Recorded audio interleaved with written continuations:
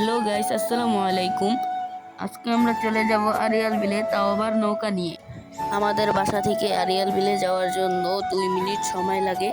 Arial বিল কিন্তু বাংলাদেশের সবথেকে বড় বিল। আমরা কিন্তু প্রায় আরিয়াল বিলের কাছেই চলে আসছি। এটাই কিন্তু সেই আরিয়াল বিল। আমরা কিন্তু একবারে আরিয়াল বিলের কাছেই চলে আসছি। এখানে কিন্তু গ্রামের লোকেরা লাউ গাছ লাগিয়েছে। আমরা কিন্তু একদম নৌকার সামনেই চলে আসছি। আমরা কিন্তু এখন নৌকায় উঠে আমাদের গন্তব্য স্থানে রওনা দিব, যেটা ভিডিওর শেষে বুঝতে পারবেন আমরা কোথায় যাচ্ছি। আমরা কিন্তু আমাদের গন্তব্য স্থানে রওনা দিয়ে দিছি।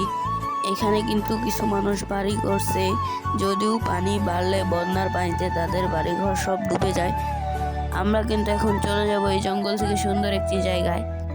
আমরা যেখানে যেতে যাচ্ছি সেটা কিন্তু অনেকটাই দূরে, এখান থেকে দেখা যাচ্ছে না।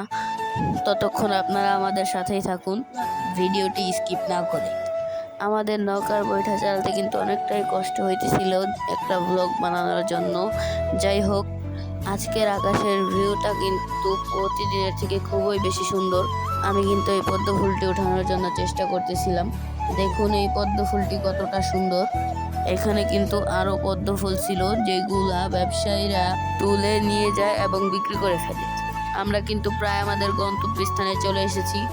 আমরা কিন্তু ওই দূরের ব্রিজটিতে চলে যাব। তো দেখা হচ্ছে ব্রিজে যাওয়ার পরে। আকাশের ভিউটা সুন্দর থাকার কারণে কিন্তু আমরা বারবার আকাশেই তাকাচ্ছিলাম। এটাই কিন্তু আমাদের সেই গন্তব্যস্থান যেখানে আমরা ইতিমধ্যে চলে আসছি। তো এখানকার ভিউটা কিন্তু খুবই সুন্দর। এখানে আপনারা না আসলে সেটা বুঝবেন না।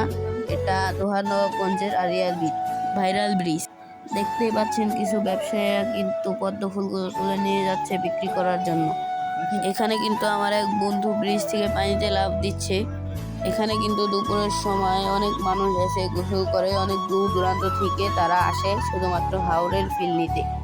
দেখতেই পাচ্ছেন এখানে কিন্তু দুপুরের ভিউটা খুবই সুন্দর থাকে এবং অনেক মানুষ বাইক নিয়ে এখানে গোসল করার জন্য আসে।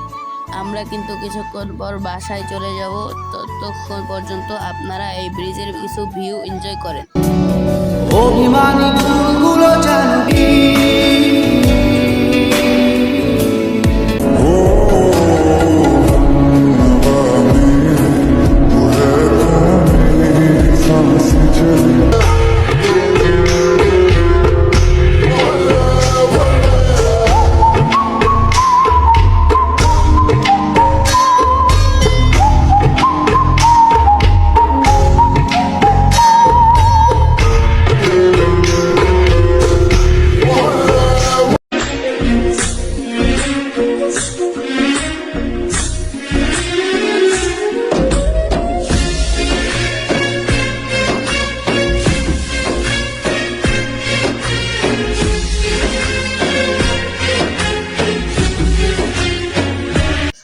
আমরা কিন্তু এখন ব্রিজের নিচ দিয়ে বাসার দিকে রওনা দিচ্ছি।